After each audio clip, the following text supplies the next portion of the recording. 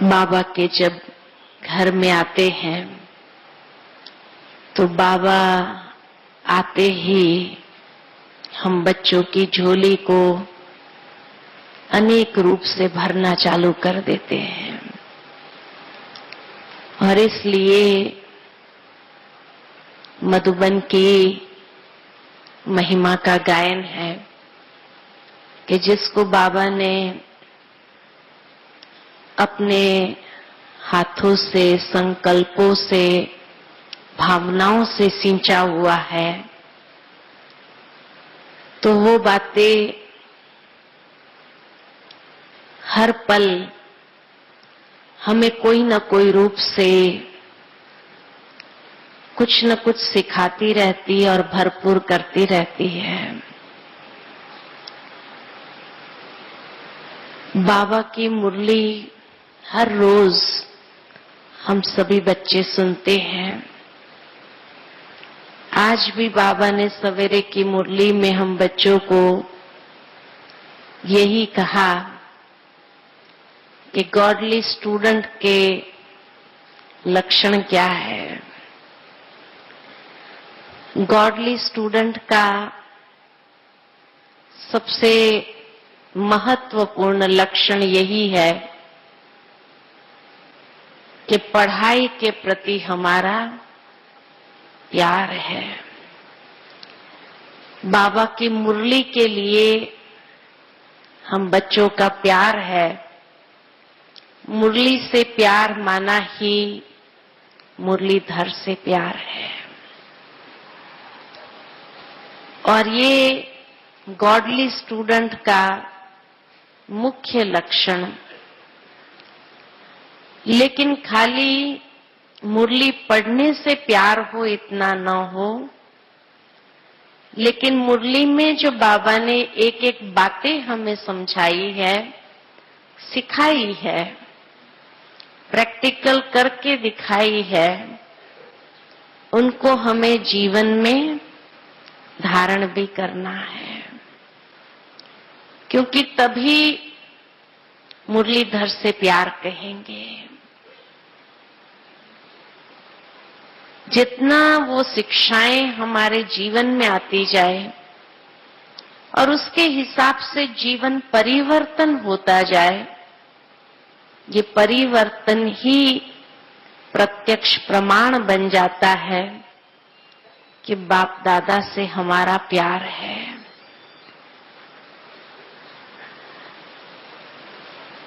सच कहे तो ये बाबा ने एक एक बातें जो हमें सिखाई है, कुछ एक बातों को तो हम बहुत अच्छी तरह जीवन में ले आते हैं, सरलता से उसको धारण भी कर लेते हैं।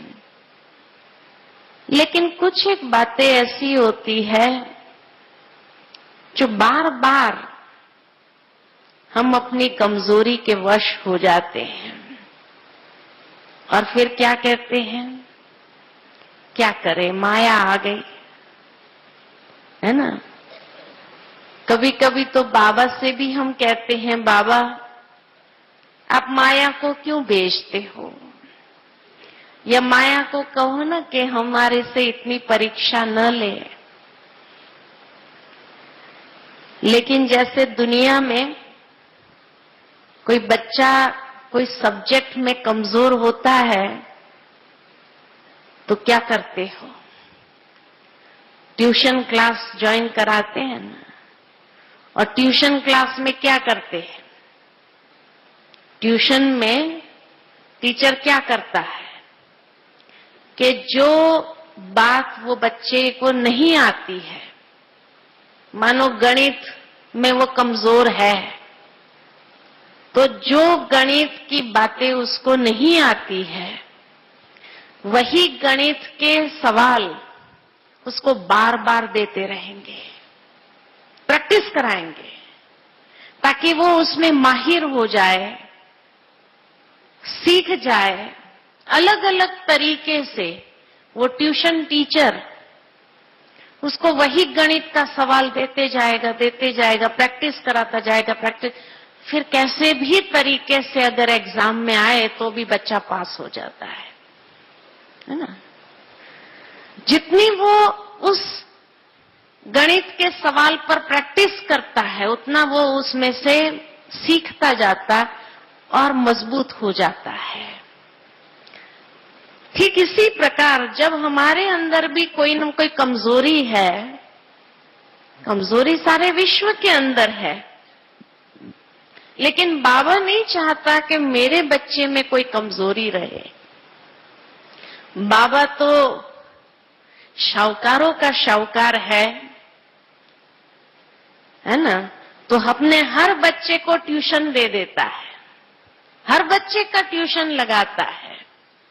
और इसलिए जो हमारी कमजोरी होंगी ना, उसी बात का सवाल, उसी बात की परिस्थिति हमारे सामने बार बार आती रहेगी।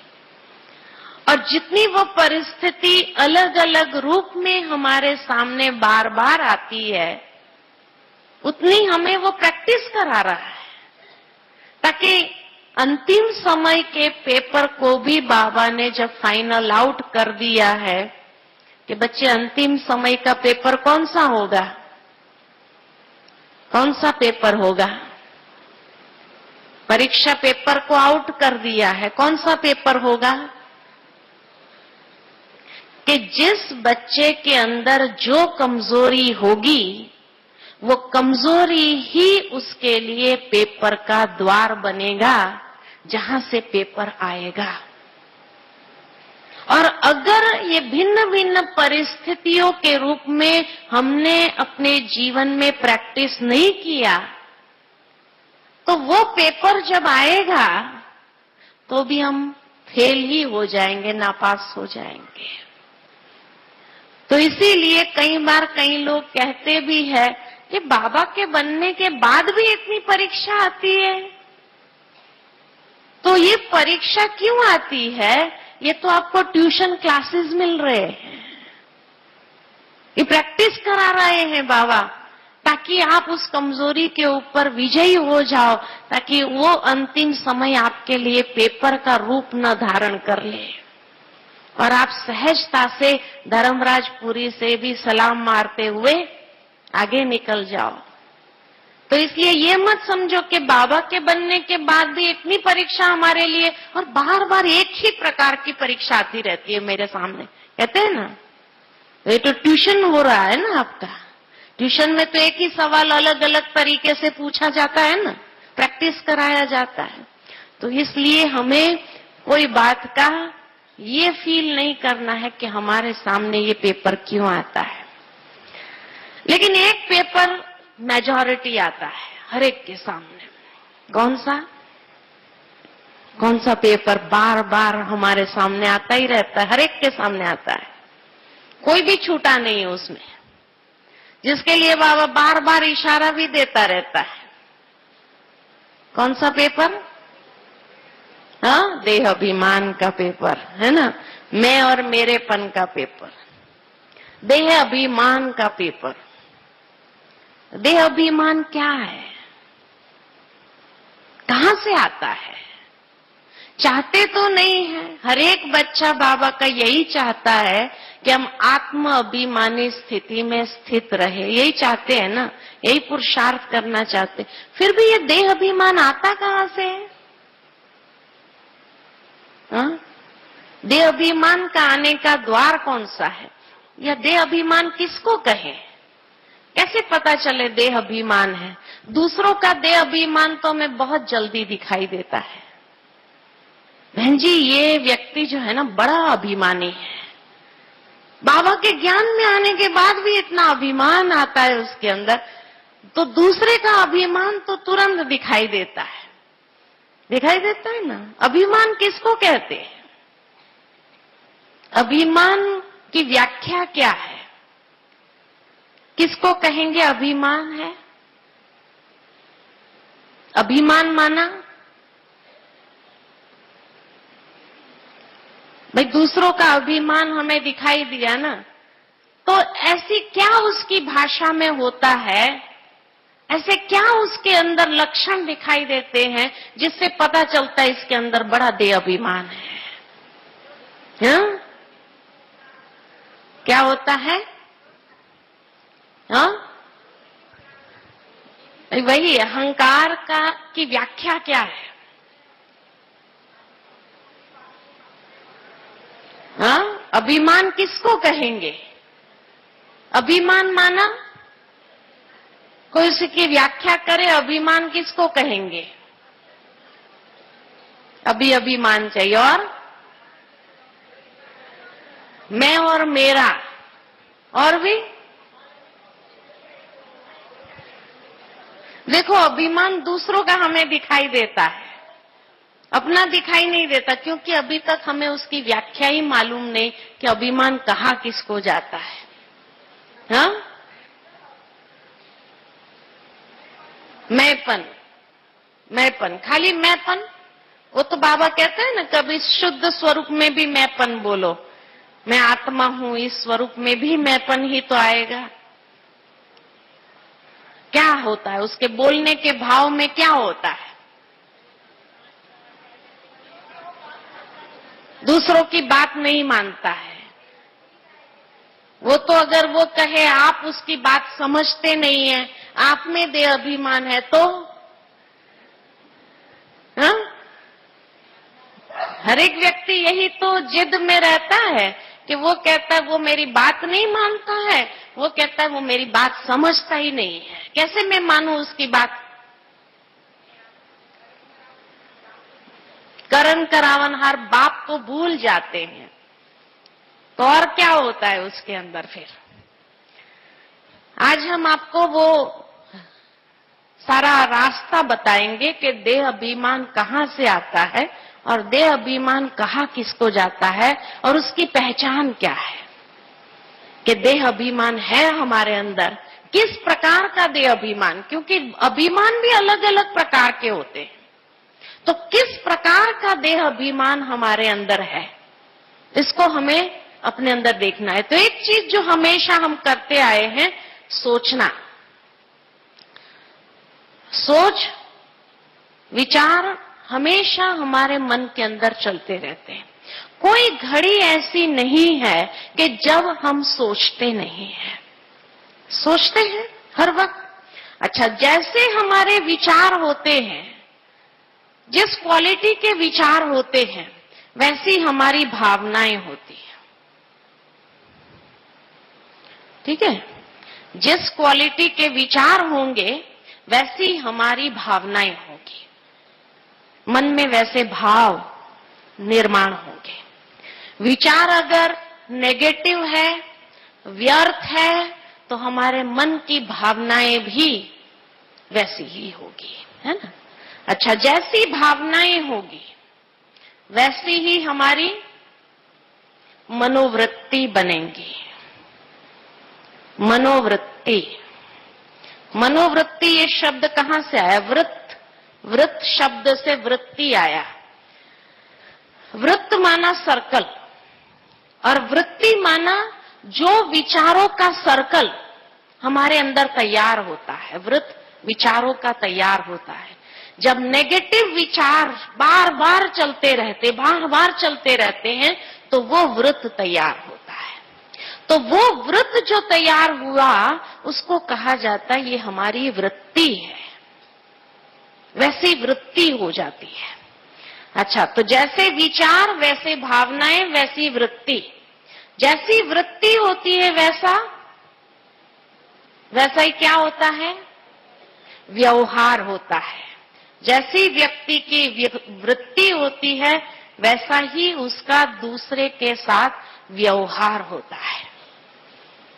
वृत्ति में ही अगर नेगेटिव है तो व्यवहार में वही आना है। और वृत्ति में नेगेटिव क्यों है? क्योंकि विचार नेगेटिव है। अगर विचार हमारे अच्छे हो तो वृत्ति अच्छी होती है, और वृत्ति अच्छी होती है तो व्यवहार भी अच्छा होता है। अच्छा, जैसा व्यवहार होता है वैसा ही क्या होता है? वैसा ही हमारा व्यक्तित्व या हमारे जीवन में वैसी आदत, तो वैसा ही हमारा व्यक्तित्व बनता है, वैसा व्यक्ति का स्वरूप, जो बाबा के भाषा में कहे व्यक्तित्व दुनिया के शब्द है, लेकिन वैसा ही हमारा स्वरूप तैयार होता है। ठीक है ना?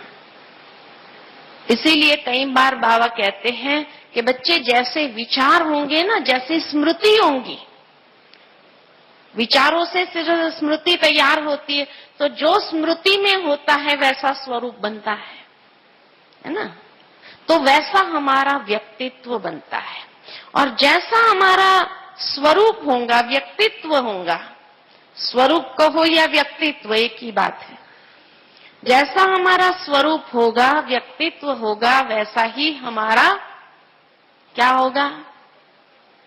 भविष्य, भाग्य या भावी वैसा बनेगा।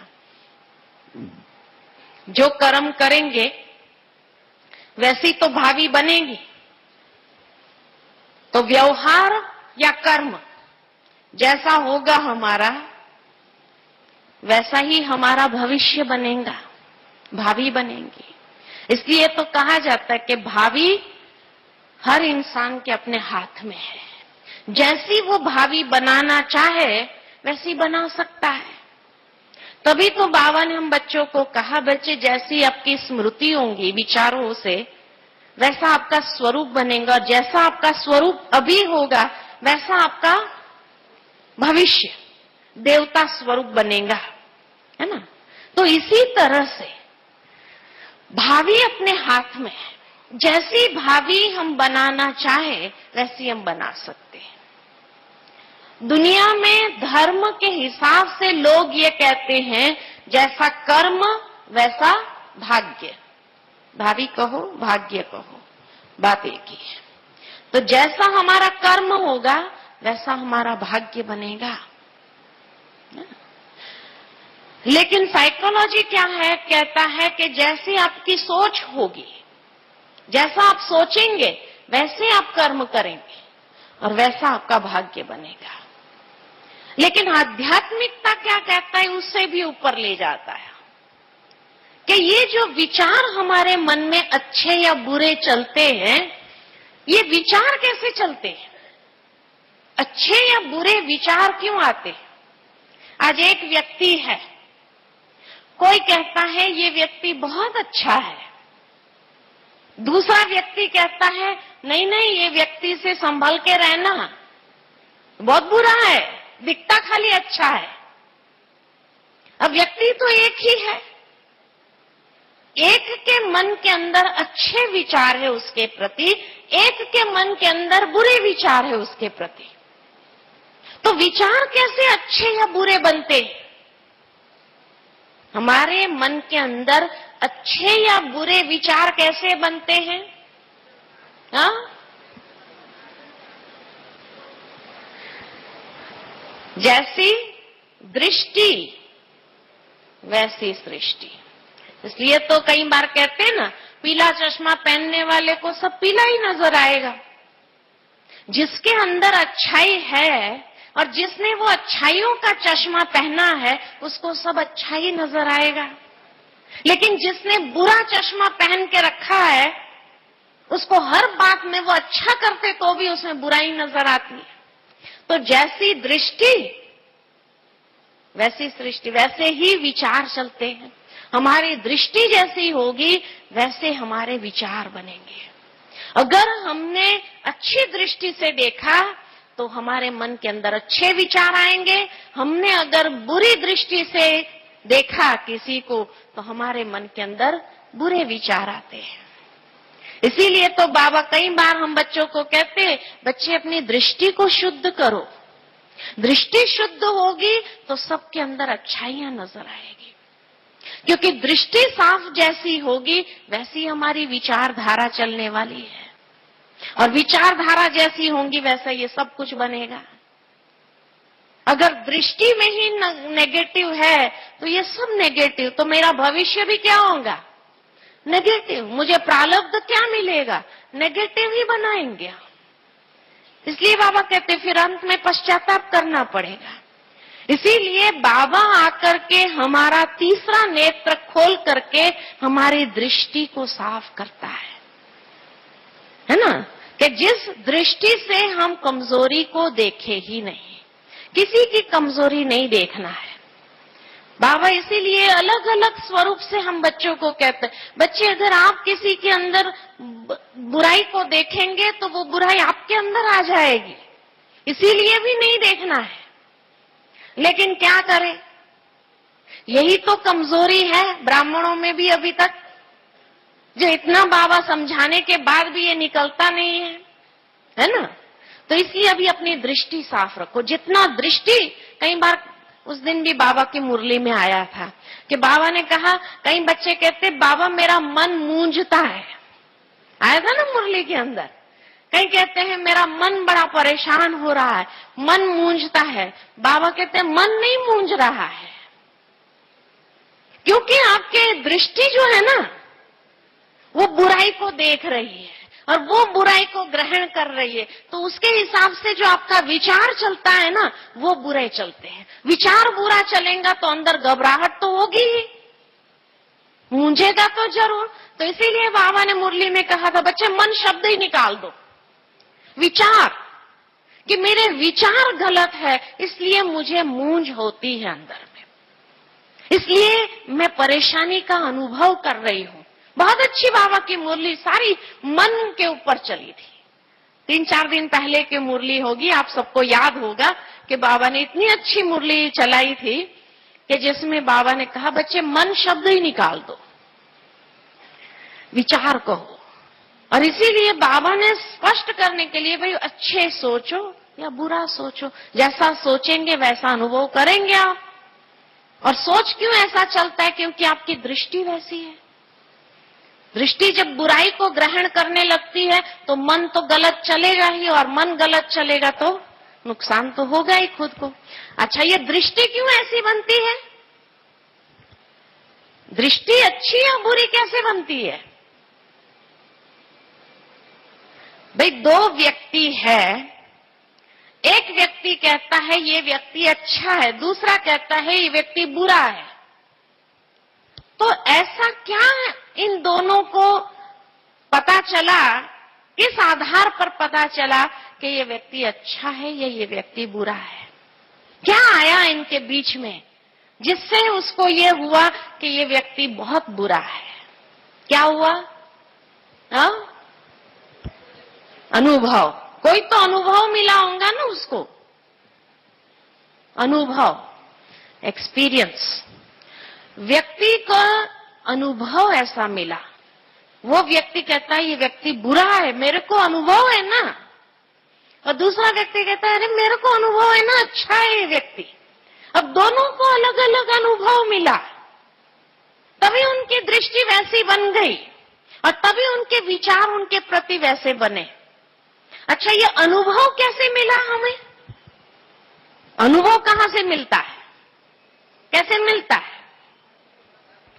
देखो, ये सारी मेरी ही अपनी अंदर की मैकेनिज्म है, ये मेरी ही अपनी अंदर की मैकेनिज्म चल रही है। अच्छा, अनुभव कहां से मिलता है, कैसे मिला? उस व्यक्ति को बुरा अनुभव मिला, इस व्यक्ति को अच्छा अनुभव मिला। कैसे? क्या आया उनके व्यवहार में, कर्म में, संबंध में क्या आया ऐसा जो इसको बुरा अनुभव हुआ, इसको अच्छा अनुभव हुआ? क्या आया? क्या प्रयोग में आया? हाँ, क्या प्रयोग में आता है? जिसको बुरा अनुभव हुआ, जरूर उनके दोनों के बीच के जो व्यवहार था उसमें कोई न कोई कमजोरी का प्रयोग हुआ है। मान लो कि उसने गुस्सा किया तो इसको भी गुस्सा आया, तो गुस्सा कमजोरी है ना। तो जब कमजोरी का प्रयोग हुआ तो बुरा अनुभव मिला, और इसको अच्छा अनुभव मिला क्योंकि इसने अच्छा व्यवहार किया, मधुरता से बात किया, प्रेम से बात किया, तो इसने भी प्रेम से बात किया। तो इसलिए इसको अच्छा अनुभव हुआ, उसको गुस्से का अनुभव हुआ, क्योंकि खुद के अंदर गुस्सा था, उसने गुस्सा किया तो इसने भी गुस्सा किया, है ना। तो जहां हमारे व्यवहार में, संबंध में या मूल्यों का प्रयोग होता है या कमजोरी का प्रयोग होता है, तब ये अनुभव मिलता है। अगर मूल्यों का प्रयोग करो, अच्छे दिव्य गुणों का प्रयोग करो व्यवहार में, तो हमें अच्छा मिलेगा अनुभव। अगर हम अपने कोई ना कोई विकृतियों का प्रयोग करेंगे, बुराइयों का प्रयोग करेंगे, तो हमें बुरा अनुभव ही मिलना है। समझ में आया बात? अच्छा, ये मूल्य या कमजोरी का प्रयोग भी कैसे होता है? ये मूल्यों या कमजोरी का प्रयोग भी कौन कराता है? हाँ, मूल्य या कमजोरी का प्रयोग भी कौन कराता है? आज मान लो कि आपके सामने आपका मकान मालिक हो या कोई ऑफिस का बड़ा व्यक्ति हो या कोई बड़ी हस्ती हो, उसके सामने जाएंगे तो आप गुस्सा करने लगेंगे?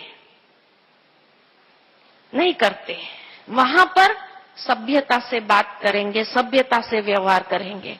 और कोई नौकर होगा तो हाँ, गुस्सा आ जाता है। तो ये गुस्सा अचानक निकल आया। अब वो बड़े व्यक्ति के सामने तो गुस्सा नहीं निकला। क्यों नहीं निकला? भाई गुस्सा अगर आपके, कई लोग कहते हैं मुझे बहुत गुस्सा आ जाता है। गुस्सा अगर आपकी कमजोरी है तो हर जगह निकलना चाहिए। जब कोई बड़ी व्यक्ति के सामने है, कोई ऑफिस का बड़ा व्यक्ति है उसके सामने है, तो उसके सामने कोई वो भले गलत भी बोल रहा है तो भी गुस्सा आएगा, अंदर में आता रहेगा, लेकिन बाहर निकालेंगे? नहीं निकालेंगे। वहां तो फिर भी यस सर, हाँ ठीक है करके चल देंगे आप, है ना। और वहीं अगर कोई नौकर होगा तो, और उसने थोड़ा भी कुछ कहा, सही बात कही, तो भी आपको कितना गुस्सा आ जाता है। अरे सामने जवाब देता है तुम, सही बात बोली तो भी कहते हैं सामने जवाब देता है, और उसके ऊपर गुस्सा। तो ये गुस्सा हर जगह क्यों नहीं निकलता है? हर जगह क्यों नहीं निकलता है? कभी निकलता है, कभी नहीं निकलता है। तो ये तो नहीं कह सकते हैं कि भाई मैं अपने गुस्से को कंट्रोल नहीं कर सकती। कर सकते हैं ना। बड़े हस्तियों के सामने कंट्रोल किया ना, तो कैसे किया? कैसे किया? तो कौन सी ऐसी बात है हमारे अंदर जो वो मूल्यों को ले आती है या ये कमजोरी को ले आती है? क्या? कौन सी बात है अंदर में? मान्यता। मेरी मान्यता में ये बात है कि ये व्यक्ति बड़ा है, इसलिए हम गुस्सा नहीं करते हैं। वहां अपना गुस्सा आया हुआ भी दबा देते हैं, कंट्रोल कर लेते हैं, और फिर भी मधुरता से ही व्यवहार करके ठीक है करके आ जाते हैं, है ना। और वहीं अगर कोई नौकर हो, कोई ऐसा हो जिसको आप समझ, बच्चे हो, तो बच्चे के ऊपर कैसा 2 थप्पड़ भी मार देंगे, गुस्सा आ गया। मान्यता है ना, ये मेरा अपना बच्चा है, ये कुछ नहीं बोलेगा, तो उसको 2 थप्पड़ भी मार देंगे। गुस्सा, उसका गुस्सा भी इसके ऊपर निकाल देंगे। उसने कुछ भी नहीं किया तो भी उसको 2 थप्पड़ मार देंगे। मान्यता है कि ये मेरा अपना बच्चा है, उसको 2 थप्पड़ मारूंगी तो भी कहीं जाने वाला नहीं है, ये फिर मेरे पास आए। मान्यता में है ना, मेरा बच्चा, मान लिया ना, और उसको माना ये पराया है, इसलिए उसको छोड़ो, उसको कुछ कहना नहीं है हमें। तो ये मान्यता में आ गया ना। तो जो चीज हमारी मान्यता में आ जाती है, वैसे ही मूल्यों का या कमजोरियों का प्रयोग होने लगता है, वैसा अनुभव प्राप्त होता है। फिर वैसी हमारी दृष्टि बन जाती है उसके प्रति, फिर वैसे ही हमारी विचारधारा चलने लगती है, वैसी भावनाएं होती है, वैसी मनोवृत्ति बनती है, वैसा व्यवहार या कर्म होता है, वैसा व्यक्तित्व या स्वरूप बन जाता है हमारा, और वही हमारा भाग्य निर्माण कर देता है। तो आध्यात्मिकता ये कहती है मान्यता से भाग्य बनता है। मान्यता से भाग्य कैसे बना? तो बाबा ने आकर क्या किया? हमारी मान्यताओं को ही तो बदला है। भगवान सर्वव्यापी नहीं है, ये हम मानते थे ना पहले। जब मानते थे तो सब पत्थर पत्थर को पूजते थे, वृक्षों को पूजते थे, नदियों को पूजते थे, सबको पूजते थे ना। ये मान्यता थी। इसलिए बाबा ने आकर हमें ये मान्यता दे दी, बच्चे मैं सर्वव्यापी नहीं हूं। इसलिए हमने पत्थरों की पूजा करना छोड़ दिया, वृक्षों की पूजा करना छोड़ दिया ना। तुरंत मान्यता जैसे बदली, छोड़ दिया सब कुछ। समझ में आ गई कोई बात, अनुभव में आ गई, तो वैसे जीवन बनने लगा, वैसी विचारधारा चलने लगी। अच्छा, बाबा ने हम बच्चों को कहा कि बच्चे भगवान कौन है? भगवान एक है, निराकार है। तो नींद से, कोई गहरी नींद से के उठा करके भी पूछे कि भाई भगवान साकार है या निराकार है, तो भी क्या जवाब निकलेगा? निराकार है। तो हमने साकार मूर्तियों की पूजा बंद कर दी ना। आज कोई कहे कि चलो मंदिर में पूजा करो, दिखावे के लिए अगर आपको करना भी पड़े तो भी अंदर वो भावना थोड़ी है पहले जैसी कि ये भगवान है। अंदर में तो यही आता है कि ये हमारा ही स्वरूप है। तो बाबा ने क्या किया? भविष्य हमारा भाग्य निर्माण करने के लिए हमारे अंदर कितनी मान्यताओं को बदला। बाबा ने हमको मान्यता दी कि बच्चे, आत्मा 84 लाख योनियों में नहीं जाती है, कुत्ता बिल्ली नहीं बनती है, मनुष्य आत्मा मनुष्य ही बनती है। बस ये मान्यता बदल गई, बस सब ठीक हो गया। कर्मों की गुह्य गति समझ में आने लगी और उसके आधार पर हम अपना श्रेष्ठ कर्म करने लगे और भाग्य निर्माण करने लगे। नहीं तो पहले डरते थे, अरे कुत्ता बिल्ली बनना पड़ेगा, ये बनना पड़ेगा, वो बनना पड़ेगा, है ना। तो बाबा ने आकर के हमारे अंदर जो गलत मान्यताएं थी वो मान्यताएं ही बदली। और जो ये मान्यता नहीं बदल सकता है वो ज्ञान में नहीं चल सकता है। कहता आपका ज्ञान हमारी समझ में नहीं आता है ना। कहते आपकी बातें अच्छी है लेकिन हम तो ये मानते हैं ना। अब जिसने कह दिया हम तो ये मानते हैं ना, माना वो अपनी मान्यता को छोड़ना नहीं चाहता है। अब जब छोड़ना नहीं चाहता उसको पकड़ के रखेगा तो क्या होगा? जितना वो उस गलत मान्यता को पकड़ के रखेंगे उतना क्या होगा?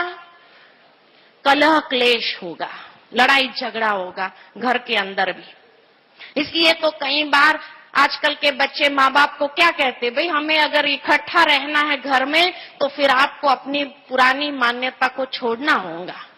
उस मान्यता के साथ अगर हम रहेंगे तो रोज का कलह क्लेश चलेगा।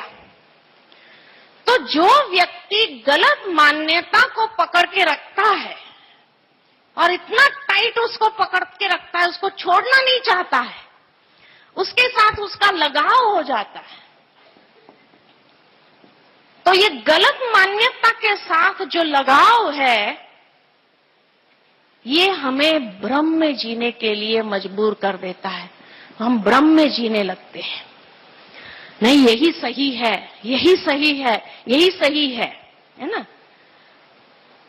और भ्रम में जीते हैं। कुत्ता बिल्ली बनना पड़ेगा, तुमको ऐसा भगवान शिक्षा देगा, ये करेगा, तो ये भ्रम में जीने लगे ना।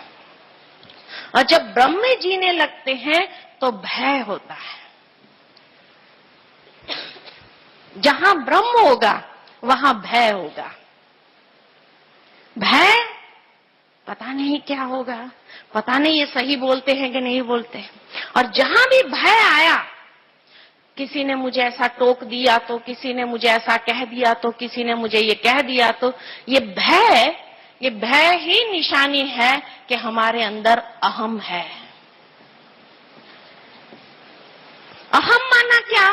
अहंकार माना क्या? अभिमान माना क्या? गलत मान्यताओं के साथ का लगाव, ये है अहंकार। गलत मान्यता,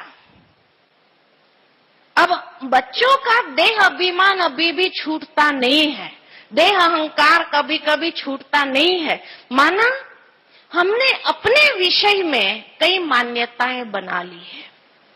अब किसी की बुद्धि तीव्र होगी तो उसके अंदर ये मान्यता आ जाएगी, मेरी बुद्धि सबसे अच्छी है, मेरे घर में मेरी बुद्धि अच्छी है, सभी मेरी बुद्धि का मान रखते हैं। तो बार बार कहेंगे ना, भाई बुद्धि से काम लेना चाहिए, बुद्धि ये कहती है मेरी बुद्धि अच्छी है, इनकी बुद्धि से मेरी बुद्धि अच्छी है, सभी घर में भी मेरी बुद्धि की राय मानते हैं। तो देखने वाले क्या कहते हैं, इसको जो है ना अपनी बुद्धि का अभिमान बहुत है, बुद्धि का अभिमान है। तो बुद्धि का अभिमान किसको कहा कि उसको अपनी बुद्धि से लगाव बहुत है, और इसीलिए वो समझता है कि भाई मेरी बुद्धि ही अच्छी है, बाकी किसी की बुद्धि अच्छी नहीं है। तो उसको ये गलत मान्यता अंदर में बैठ गई कि मेरी बुद्धि सबसे अच्छी है, और उसी मान्यता के साथ उसका लगाव हो गया। लगाव हो गया तो वो भ्रम में जीने लगा कि नहीं, मेरी बुद्धि तो सबसे अच्छी है ही है। अब मेरी बुद्धि सबसे अच्छी है तो फिर भय लगने लगेगा कि कहीं अगर किसी ने मेरी बुद्धि को चैलेंज कर दिया तो, किसी ने चुनौती दे दिया तो, और मुझे हरा दिया तो भय लगता है। तो जहां कहीं ऐसा व्यक्ति देखता है कि ये मेरे से ज्यादा बुद्धि वाला लगता है, वहां से वो भागने का प्रयत्न करता है। कहीं मेरी बुद्धि को उसने चैलेंज कर दिया तो वो भागता क्यों? ये भय किस लिए है? तो भय इसलिए है क्योंकि कोई ना कोई अहंकार अंदर में है, इसलिए उसको भय है। तो जहां कहीं भी भय लगा, माना सूक्ष्म में अभिमान है, और अभिमान माना गलत मान्यता के साथ हमारा लगाव हो गया है। इसीलिए बाबा कई बार कहते हैं, बच्चे मैंपन का लगाव जो है ना बड़ा दुखदाई होता है, वो हमें भ्रम में जीने के लिए मजबूर कर देता है, और वो हमारे अंदर भय को उत्पन्न करता है। इसीलिए दुनिया के अंदर जितना व्यक्ति का अहंकार ज्यादा होगा ना, उतना उसको पुलिस सिक्योरिटी ज्यादा मिलती है ना, अभिमान है उसका, और इसीलिए भय भी उसको ज्यादा है। महात्मा गांधी को कोई सिक्योरिटी दिया था? नहीं, उसको भय नहीं था, क्योंकि उसको अभिमान नहीं था। जिसको अभिमान होगा ना, उसको भय जरूर होगा। तो ये निशानी है, जहां कहीं भय लगता है माना अभिमान जरूर है। अच्छा, देख व्यक्ति कहता है बुद्धि होंगी तो सब कुछ होता है, बुद्धि है तो तुम आगे जीवन में बढ़ सकता है। तो दूसरा होगा ना, जिसके पास बुद्धि नहीं होंगी, वो क्या कहता है, अरे आज की दुनिया में पैसा ही सब कुछ है, पैसा होगा तो तुम कहां का कहां पहुंच जाएगा, पैसा होगा तो तुम्हारे पास ये साधन होंगे, ये सुविधा होंगी, तुम आगे बढ़ सकता है, तुम सबके सामने जा सकता है। तो देखने वाला क्या कहता है, इसको अपनी बुद्धि का अभिमान है, इसको अपने पैसे का अभिमान है ना। किसी के अंदर कोई कला विशेष होगी तो कहेंगे अरे जीवन में जीने के लिए कला चाहिए, कला नहीं होगी तो कोई आपको पूछेगा भी नहीं, कोई आपके तरफ देखेगा भी नहीं, तो कहेंगे इसको अपनी कला का अभिमान है। यह है वैरायटी अभिमान। जो शब्द का प्रयोग बार बार होता है उसी का व्यक्ति को अभिमान होता है, उसी से लगाव है उसका, और लगाव है तो उसी का अभिमान बन जाता है। इसलिए बाबा हमेशा कहते हैं, बच्चे मैं और मेरेपन के लगाव से मुक्त रहो। मैं ऐसा हूं ये लगाव भी नहीं होना चाहिए, मेरा ये है तो भी नहीं होना चाहिए। आज किसी को कोई नई गाड़ी लेके आते हैं ना, गाड़ी से लगाव होगा। अब गाड़ी से लगाव होगा, गाड़ी बाहर रोज पोछ पाछ करता रहेगा, है ना। अच्छा, किसी ने अगर ऐसा लीटा मार दिया तो उसको इतना दर्द हो जाएगा, अरे मेरी नई गाड़ी पर देखो किसी ने लीटा मार दिया, कौन है, और इसका इतना गुस्सा आएगा, गुस्सा है। तो देखने वाले कहेंगे उसको अपनी गाड़ी, नई गाड़ी का अभिमान देखो इतना है ना, तो देखो किसी ने लीटा कर दिया तो भी उसको कितना दुख होने लगा, भय होने लगा कि कोई ऐसा लकीर भी उसको खींचे नहीं, कुछ उसके ऊपर निशान नहीं बनाए, कुछ उसके ऊपर करे नहीं, एक्सीडेंट नहीं होनी चाहिए। तो उसको जिस चीज से लगाव है और उस लगाव के साथ उसकी मान्यता जब जुड़ जाती है, वो उसका अभिमान बनने लगता है ना। तो ये है अभिमान, और उस अभिमान से जो गलत मान्यता के साथ लगाव है, उससे हमारा भाग्य बनता है। भाग्य कैसे बनता है? एक छोटा सा उदाहरण मैं आपको दूं। एक कंपनी का मालिक है। अब मालिक है, ऑफिस में गया तो उसका जो कंपनी में यूनियन प्रॉब्लम था, यूनियन वाले थे, तो यूनियन प्रॉब्लम था, तो यूनियन का जो बड़ा था वो मिलने आया। तो उसने सेक्रेटरी से कहा, मुझे 10 मिनट लेकर के दो, मुझे 10 मिनट काम है मालिक से। तो सेक्रेटरी ने कहा, आप बैठो, मैं समय लेकर के देती हूं। सेक्रेटरी ने अंदर जाकर के बताया मालिक को कि फलाना यूनियन लीडर आया है आपसे मिलने के लिए, उसको 10 मिनट का काम है। तो मालिक ने कहा, जरूर कोई नई डिमांड होगी उसकी, सुबह सुबह दिन खराब करेगा, उसको शाम को टाइम दे दो। सेक्रेटरी ने आकर के बाहर उसको शाम को टाइम दे दिया कि आप 5 बजे आ जाना, है ना। वो यूनियन लीडर चला गया, शाम को 5 बजे आया। तो उसी समय कुछ मेहमान आए थे, तो मालिक जो था मेहमानों के साथ बैठा हुआ था। तो सेक्रेटरी ने कहा, अभी ये मेहमान तो अभी अभी आए हैं, आधा पौना घंटा तो उठने वाले तो है ही नहीं, ऐसा लगता नहीं है। ऐसा करना ना, आप कल सुबह आ जाना। तो वो यूनियन लीडर चला गया, दूसरे दिन सुबह आया तो जो मेहमान थे उनके साथ में कोई ऐसी मीटिंग रखी थी सुबह में। तो मालिक तो मीटिंग में बिजी हो गया, तो सुबह भी मिल नहीं सका। उस दिन शाम को आए तो कोई पार्टी थी, तो मालिक पार्टी में चला गया। तो यूनियन लीडर चला गया, तीसरे दिन से उसने 10 दिन की छुट्टी लिया और चला गया।